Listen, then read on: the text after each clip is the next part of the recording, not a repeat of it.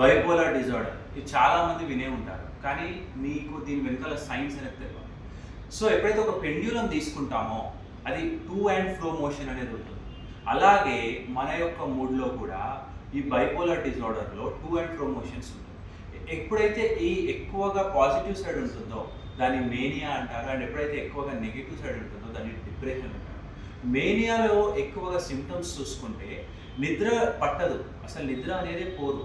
అయినా కానీ ఎక్కువగా ఎనర్జీ ఉండడం, గొప్ప గొప్ప మాటలు మాట్లాడడం, దేవుళ్ళతో మాట్లాడుతున్నట్టు, అండ్ అదేవిధంగా డబ్బులు ఎక్కువ ఖర్చు చేయడం, డ్రెస్సింగ్ ఎక్కువగా ఓవర్ డ్రెస్సింగ్ చేయడం, రిపీటెడ్గా డ్రెస్సెస్ చేంజ్ చేయడం, అండ్ అదేవిధంగా ఓవర్ స్పెండింగ్ చేయడం, ఇలా అనేక సిమ్టమ్స్ ఉంటాయి. సో దీని వలన ఏమవుతుందంటే ఈ యొక్క కంప్లీట్ స్విచ్ ఏదైతే వస్తుందో తన బిహేవియర్ ప్యాటర్న్స్ అనేవి కంప్లీట్గా చేంజ్ అవుతాయి.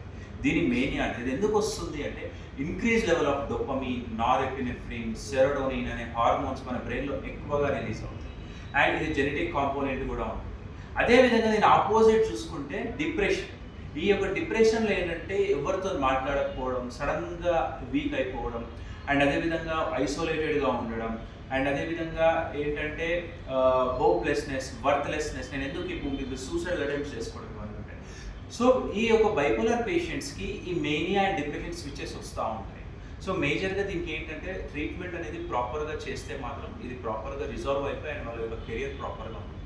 So to know more about bipolar disorder, please visit us.